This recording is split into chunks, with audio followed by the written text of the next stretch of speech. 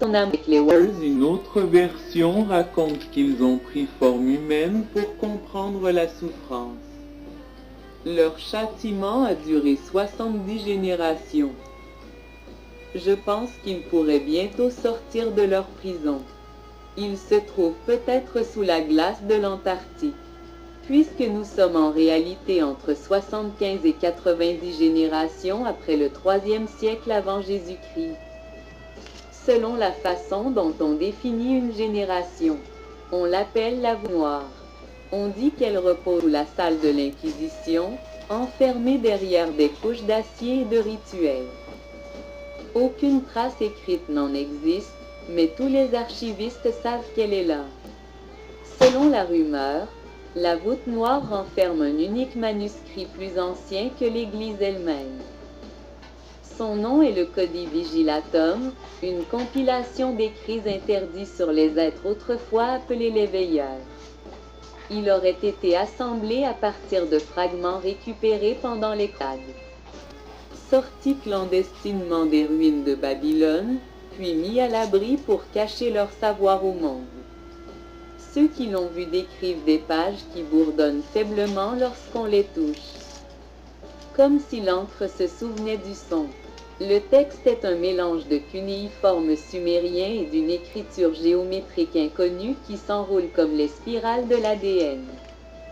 Les érudits qui ont brièvement publié ces pages sous la supervision du pape ont affirmé que les diagrammes qu'elles contenaient n'étaient pas des dessins mythiques, mais des plans.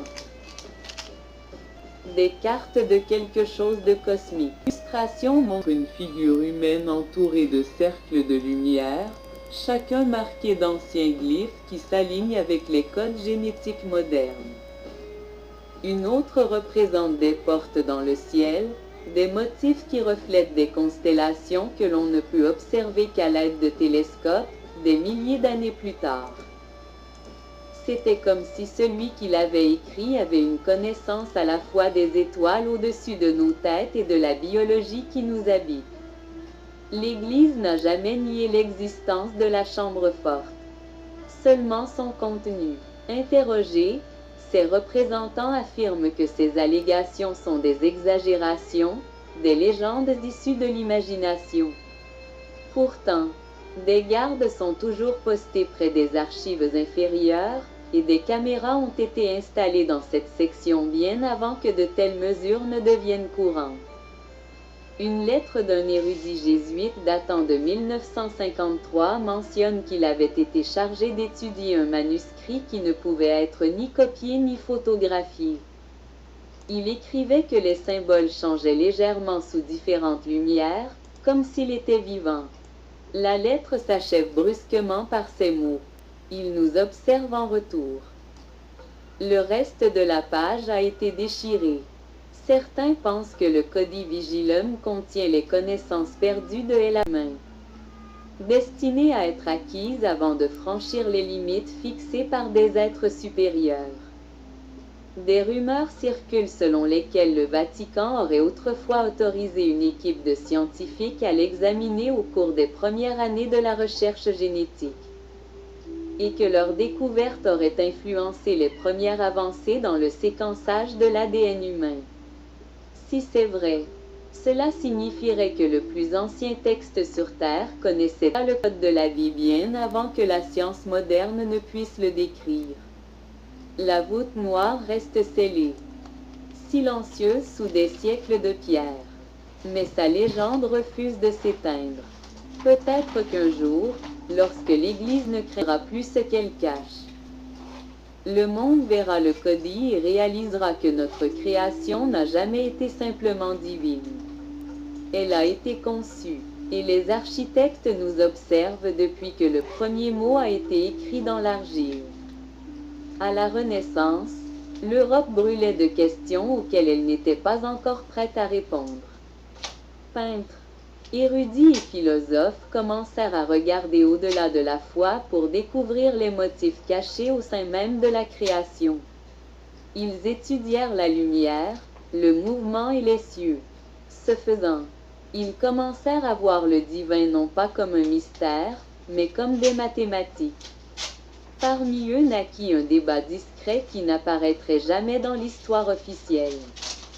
Et si les anges n'étaient pas du tout des esprits, mais des êtres de connaissance, des voyageurs qui guidaient l'humanité primitive, et qui furent plus tard pris pour des messagers du ciel, ces penseurs les appelaient les architectes du monde. Ils soutenaient que la perfection de la géométrie, la précision des étoiles et la logique du corps indiquaient toute une intelligence, et non un miracle. L'un de ces hommes, Giordano Bruno, parlait de mondes infinis remplis d'innombrables soleils, chacun entouré de vie. Il croyait que les êtres décrits dans les Écritures étaient des visiteurs venus de ces lumières lointaines. Ces paroles se répandirent comme une traînée de poudre parmi les érudits qui peignaient des cathédrales dotées d'yeux dans le ciel et d'ailes faites de mécanismes. Ils voyaient la création comme un dessin et non comme un mythe.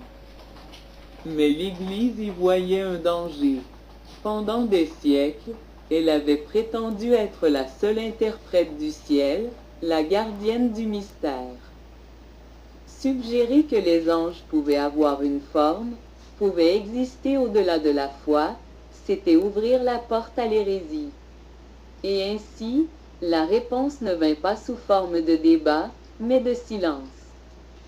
Les archives furent effacées, les livres furent interdits, puis vint le feu. Bruno fut brûlé vif en l'an 1600 sur la place de Campo de Rio. Condamné pour avoir dit que Dieu n'était pas confiné à la terre et que ses messagers pouvaient marcher parmi les étoiles. Ses cendres s'élevèrent dans ce même ciel qu'il croyait vivant. D'autres suivirent, des érudits disparurent, des artistes détruisirent leurs propres œuvres pour éviter les accusations. Pourtant, certains de leurs secrets survécurent dans leurs peintures. Cachés à la vue de tous, les croquis de Léonard de Vinci représentant des machines volantes. Ces représentations d'êtres rayonnants descendant de nuages circulaires font écho à cette question interdite. Les anges étaient-ils l'incarnation de la volonté divine ou le souvenir de ceux qui autrefois vivaient parmi nous? Des êtres de lumière et d'intelligence qui avaient partagé leur savoir avec l'humanité.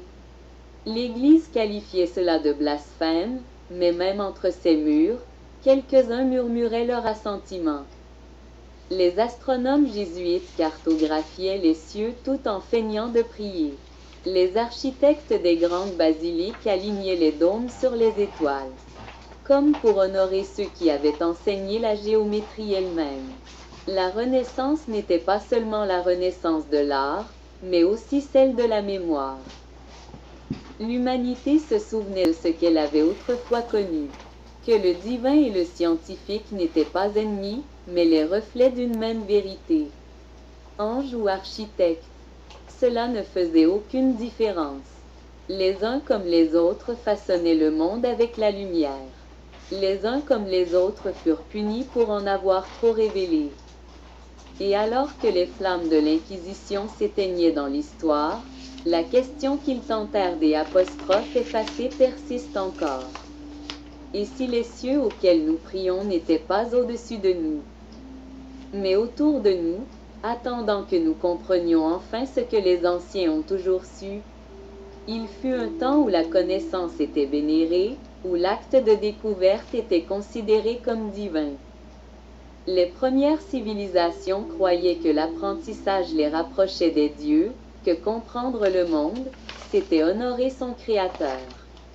Mais quelque part dans la longue ombre de l'histoire, la curiosité s'est transformée en péché. Les mêmes dons autrefois célébrés par les anciens sont devenus des malédictions murmurées par les prêtres. Cela a commencé lentement, dissimulé derrière des sermons sur l'obéissance et la foi. Les observateurs, ces êtres censés avoir transmis à l'humanité les arts des mathématiques, de la métallurgie et de la guérison, ont été présentés comme des tentateurs. Leurs enseignements sont devenus des arts interdits. Leur science est devenue de la sorcellerie. L'Église a qualifié leur sagesse d'infernale. affirmant que le désir de comprendre la création était le même désir qui avait chassé Lucifer du ciel. Le message était simple. Ne cherchez pas ce qui se trouve au-delà du voile. Acceptez ce qu'on vous dit. Croyez, ne remettez rien en question. Et ainsi commença une guerre, non pas avec des armées, mais avec des idées. Ceux qui étudiaient les étoiles furent accusés d'invoquer des démons. Ceux qui pratiquaient la médecine sans bénédiction furent qualifiés de sorciers. Les forgerons qui forgeaient d'étranges alliages dans le feu furent accusés d'être de mèche avec le diable. Les outils mêmes du progrès devinrent les marques de l'hérésie. Au XIIIe siècle, des bibliothèques entières furent brûlées. Des parchemins remplis de géométrie antique et de remèdes à base de plantes disparurent dans la fumée. Ce qui survécut fut caché par des moines qui risquèrent leur vie pour copier des textes interdits dans des pièces secrètes. Ils écrivaient à la lueur d'une bougie, priant pour que les murs ne les trahissent pas. L'un de ces moines, dans une lettre acheminée clandestinement à Florence, écrivit qu'il croyait que les observateurs n'avaient jamais été des démons. Mais les premiers scientifiques, des êtres qui cherchaient à enseigner à l'homme comment penser au-delà de la peur. Son nom fut effacé de tous les registres, mais ses paroles perdurèrent. La diabolisation du savoir n'a jamais eu pour but de protéger les âmes. Il s'agissait de protéger le pouvoir, tant que la vérité était qualifiée de dangereuse. Ceux qui prétendaient la détenir pouvaient contrôler le monde. Chaque invention, chaque nouvelle idée devait passer par la porte de l'approbation. Ceux qui construisaient des horloges pour mesurer les cieux étaient condamnés. Ceux qui remettaient en question la création était réduite au silence. Et pourtant, plus l'Église tentait d'étouffer la lumière, plus celle-ci vacillait sous la surface. Les alchimistes déguisaient leur travail en rituels spirituels. Les astronomes dissimulaient leurs cartes sous le voile de la théologie. Les guérisseurs s'exprimaient en énigmes pour masquer leur compréhension du corps. La sagesse interdite des veilleurs ne mourut jamais. Elle apprit simplement à se cacher. Des siècles plus tard, ce même schéma perdure. La peur de la vérité déguisée en foi. Le contrôle se faisant passer pour le salut. Remettre en question reste dangereux. Chercher reste une rébellion. Mais c'est peut-être ce que les veilleurs voulaient que nous retenions. Que la connaissance n'est pas le mal. C'est l'éveil. Et chaque époque qui la qualifie de démoniaque prouve à quel point elle est puissante. Le véritable diable n'a jamais été la curiosité. Le véritable péché a été d'apprendre aux gens à avoir peur de leur propre esprit. À travers les déserts d'Irak, des dalles de pierre brisées murmurent encore les noms les plus anciens jamais gravés par des mains humaines. Ils sont écrits en une écriture hétéroclite. Gravés des milliers d'années avant la première Bible, avant le latin, avant même que le mot « ange » ne soit prononcé. Les Sumériens les appelaient les Sept qui sont descendus. Leurs noms étaient Azil, Sariel, Uriel, Raguel, Ramil, Kokabil et Shamziel. Ils n'étaient pas des dieux au sens où nous les comprenons, ni des démons, ni des hommes. Ils étaient les veilleurs, les êtres lumineux qui descendirent du ciel pour guider l'humanité primitive. Chaque nom avait une signification, une vibration liée à un élément spécifique de la création. Azil, le porteur de feu. Sariel, le gardien du temps. Uriel, la flamme de la connaissance. Pour les Sumériens, ces noms étaient sacrés. Les prononcer, c'était faire venir la lumière dans le monde. Mais des milliers d'années plus tard, ces mêmes noms réapparurent dans des textes chrétiens apocryphes, réécrits avec de la peur plutôt qu'avec de la révérence. Dans le livre d'Enoch, Azil devient le rebelle qui enseigne aux hommes à forger des armes. Sariel devient un observateur déchu, puni pour avoir enseigné l'astrologie. Uriel devient l'ange du jugement et des flammes. L'histoire a changé, mais les noms sont restés. L'Église n'a jamais pu expliquer pourquoi ces mêmes figures apparaissaient à la fois dans des inscriptions païennes et dans des manuscrits paléo-chrétiens, séparés par des millénaires, mais liés par la langue. Une coïncidence, disait-il. Mais une coïncidence ne grave pas des noms identiques dans la pierre à des continents de distance. Une coïncidence ne préserve pas les mêmes lettres à travers des siècles de traduction. Quelque chose a survécu au déluge, aux guerres et à la réécriture du temps. Les noms eux-mêmes sont devenus interdits. Au Moyen Âge, même les prononcer lors d'un rituel était considéré comme une hérésie. Les prêtres brûlaient tout texte qui les reliait au monde antique. Pourtant, ils continuèrent d'apparaître dans des écrits secrets conservés par des mystiques et des érudits qui sentaient qu'effacer un nom ne pouvait effacer la vérité qu'il portait. Dans certaines cathédrales, les initiales de ces êtres sont cachées dans les vitraux tissés en auréoles déguisées en symboles de vertu. Au XVIIe siècle, un historien jésuite affirma avoir trouvé une liste codée dans les archives du Vatican intitulée Numina Corum, les noms du ciel. Les 7 mêmes noms y figuraient. Mais à côté de chacun d'eux se trouvait une note en latin, expune du canon. Expune signifiant effacer, mais l'acte de Regia ne fit que confirmer leur existence. L'Église tenta de les réduire au silence car leur présence reliait le ciel et la terre d'une manière qui sapait la hiérarchie divine. Ce n'étaient pas des anges déchus. C'étaient les architectes originels de la lumière, dont chaque culture se souvenait sous des noms différents. Les Samaritains les appelaient des dieux. Les Hébreux les appelaient des veilleurs. Les Grecs les appelaient des titans. Les chrétiens les appelaient des anges, puis des démons. Les noms changent, mais les êtres demeurent. Et c'est peut-être là le secret que le Vatican craint le plus. Que les noms qu'on nous a appris à craindre étaient autrefois ceux qui nous ont aidés à nous élever. Que le véritable blasphème n'était pas de prononcer leurs noms, mais de les oublier. Car la mémoire est pouvoir, et le pouvoir est ce que tout silence tente de contrôler. Il existe des récits que l'histoire tente d'enterrer, non pas parce qu'ils sont faux, mais parce qu'ils se rapprochent trop de la vérité.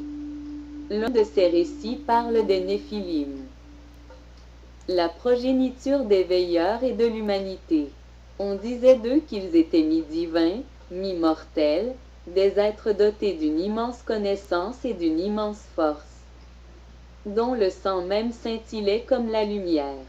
Les Samaritains les appelaient les êtres lus. Mineux, les ans des étoiles. Des textes anciens les décrivaient comme des bâtisseurs, des rois et des prêtres qui régnaient avant le déluge. Lorsque l'Église traduisit plus tard ces récits, elle les transforma en récits moraux. Les Néphilim devinrent des géants, des abominations, la preuve que le mélange du ciel et de la terre était un péché. Mais hors des murs de Rome, des légendes commencèrent à naître. Dans la vieille Europe, des rumeurs se répandirent selon lesquelles certaines familles royales portaient en elles des traces de ce sang lumineux. On l'appelait le sang bleu, une façon poétique de dire que leur lignée n'était pas entièrement humaine. On raconte que certaines dynasties gardaient leur généalogie avec un soin obsessionnel, faisant remonter leurs origines non pas à Adam ou à Noé, mais aux anges tombés par amour pour l'humanité. L'Église rejeta cela comme de la superstition. Pourtant, d'étranges coïncidences subsistent. Sur les armoiries des familles nobles apparaissent des symboles d'êtres à 6 ailes, aux yeux rayonnants, et de fils au visage humain. Ce n'étaient pas des emblèmes chrétiens. Ils étaient anciens. La maison d'Anjou, les Mérovingiens, les Habsbourg, et même les premiers rois d'Écosse portaient des marques que les érudits associent aujourd'hui à l'iconographie mésopotamienne. Chaque famille revendiquait un droit divin de naissance, un droit que l'Église n'a jamais ouvertement contesté, même lorsqu'il contredisait les enseignements mêmes de l'égalité devant Dieu. Certains disent que ce silence n'était pas de la soumission, mais une stratégie. Le Vatican gardait ses distances car il savait que la vérité était plus ancienne que la doctrine. Des archives secrètes contiennent des lettres échangées entre papes et monarques traitant de la préservation de certaines lignées de lumière. Dans un document datant de 1596, un conseiller jésuite met en garde contre le fait que ces familles ne doivent jamais se mêler au peuple, car leur mission est céleste. Le langage est cryptique, mais le sens est clair. Il fallait préserver la pureté de quelque chose dans leur ascendance. Les historiens considèrent souvent les Néphilim comme un mythe. Pourtant, la science continue de découvrir des anomalies dans l'ADN ancien, des traces d'origine inconnue qui ne cadrent pas avec la chronologie de l'évolution.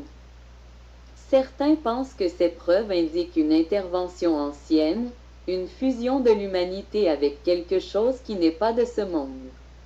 Qu'il s'agisse d'une métaphore ou de la réalité. Cette idée a survécu pendant des milliers d'années, tissée dans les mythes des rois comme des prêtres.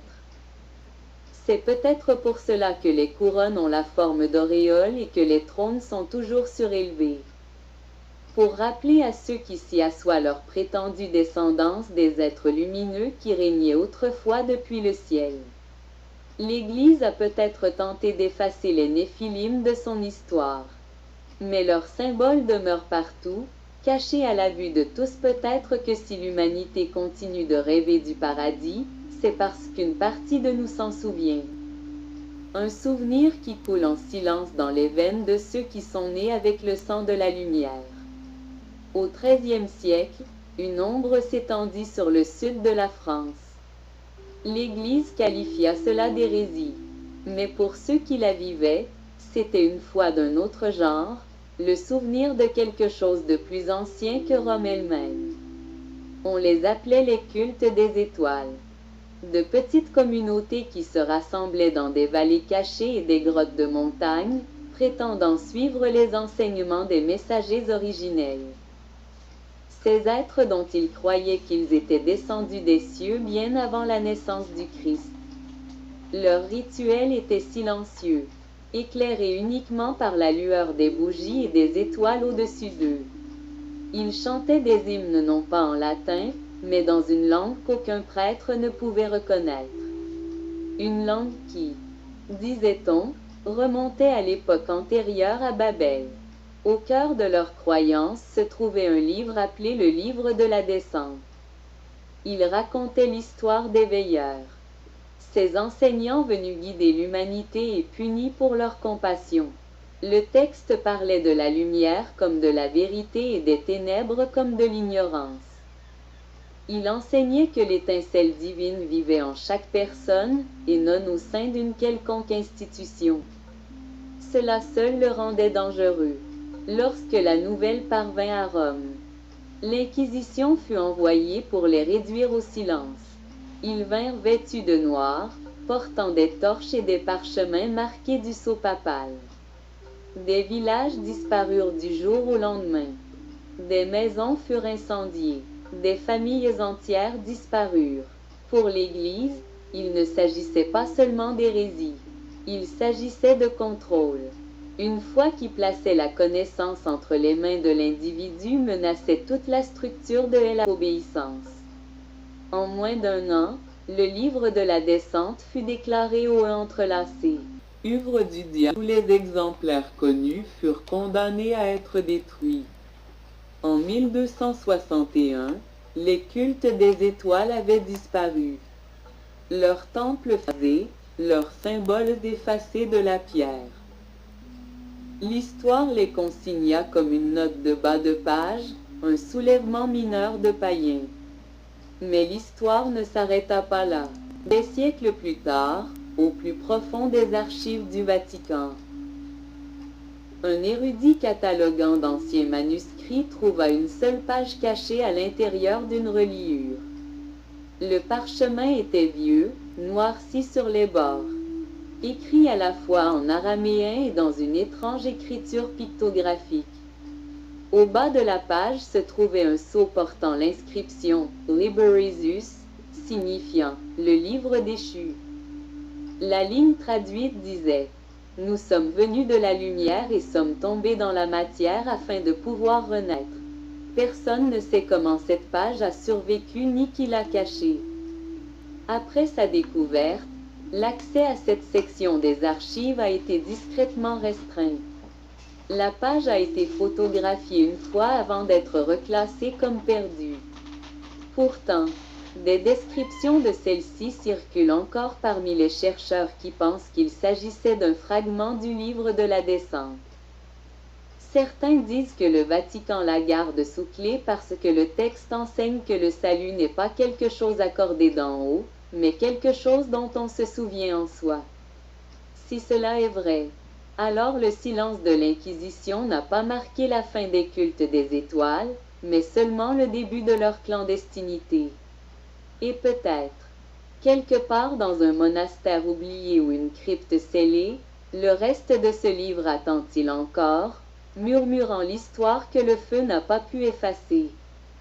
L'histoire des messagers qui sont tombés afin que l'humanité puisse apprendre à se relever. Dans les cloîtres tranquilles de l'Europe médiévale, bien avant les télescopes ou la science moderne, il y avait des moines qui observaient le ciel nocturne avec quelque chose de plus que la foi. Ils observaient les cieux en silence, consignant ce qu'ils voyaient à la lueur des bougies dans des carnets, reliés en cuir et scellés à la cire. Ce n'étaient pas des moines ordinaires, c'étaient des astronomes hérétiques, des hommes qui croyaient que les étoiles n'étaient pas seulement des lumières suspendues par Dieu, mais des messages laissés par ceux qui les avaient précédés. Ils étudiaient les constellations comme s'il s'agissait d'une écriture, convaincus que les observateurs reviendraient un jour dans le même alignement sous lequel ils étaient descendus pour la première fois. À l'aide d'instruments rudimentaires taillés dans le laiton et le bois, ils suivaient les mouvements des planètes à travers le ciel. Ils repéraient d'étranges lumières qui se déplaçaient parmi les étoiles, planant parfois pendant des nuits entières avant de disparaître. Pour l'Église, de telles recherches relevaient d'une curiosité dangereuse. Le ciel ne devait pas être mesuré. La création ne devait pas être remise en question. Ainsi, chaque carte, chaque observation, chaque idée qui osait suggérer que l'univers était plus vaste que ne le permettaient les Écritures était estampillée du mot « Heretica ». Pourtant, ils poursuivirent leurs travaux dans des tours cachées et les sous-sols des monastères. Ils construisirent des observatoires secrets, dont les dômes étaient déguisés en clochers. Ils mesurèrent les ombres, prédirent les éclipses et comparèrent leurs découvertes aux anciennes cartes stellaires sumériennes introduites clandestinement depuis l'Orient. À leur grande surprise, les motifs correspondaient parfaitement. Ils découvrirent que certaines constellations semblaient se déplacer d'une manière qui ne pouvait s'expliquer par la seule théologie. Un moine, frère Mathias de Léon, écrivit dans un journal codé qu'il avait trouvé des signes d'un motif récurrent dans les étoiles, un cycle qui se répétait tous les 7000 ans. Il croyait que cela marquait la réapparition des veilleurs, un rythme cosmique gravé dans la trame du temps lui-même. Ses écrits furent confisqués et on ne le revit plus jamais. Mais des fragments de son œuvre ont survécu dans les marges d'autres textes. Des notes qui inspirèrent plus tard les premiers scientifiques comme Copernic et Kepler. Ce que l'Église tenta de détruire devint le fondement de l'astronomie moderne. Même Galilée, des siècles plus tard, fit écho à leur vérité interdite lorsqu'il déclara « Les cieux n'étaient pas immuables, mais vivants. Chaque découverte qui rapprocha l'humanité des étoiles trouvait ses racines dans ces nuits silencieuses de foi et de rébellion. Les moines qui contemplaient le ciel ne se rebellaient pas contre Dieu. Ils le cherchaient sous sa forme la plus authentique dans l'immensité de la création. Pourtant, pour leur dévotion, ils furent qualifiés de traîtres au ciel. Leurs télescopes devinrent des symboles du péché. Leur curiosité devint un crime. L'ironie est que, tandis que l'Église les condamnait, elle copiait Discrètement leurs décrets. Au plus profond des archives du Vatican se trouvent des milliers de cartes astronomiques, dont certaines remontent au XIIIe siècle. Plus précises que n'importe quel registre public de l'époque. L'Église craignait la vérité, mais elle ne pouvait l'empêcher de briller. L'astronomie de l'hérésie n'a jamais été une question de rébellion. Il s'agissait d'un souvenir, une promesse écrite dans les étoiles selon laquelle, un jour, les observateurs reviendraient et l'humanité lèverait enfin les yeux à nouveau sans crainte. Sur les hauteurs de Castel Gandolfo, juste à l'extérieur de Rome, se dresse l'une des plus anciennes institutions astronomiques au monde, l'Observatoire du Vatican. Pour la plupart, c'est un symbole de la foi embrassant la science. La preuve que l'Église cherche à comprendre la création à travers le langage des étoiles. Mais pour ceux qui ont étudié son histoire de près, une autre question subsiste.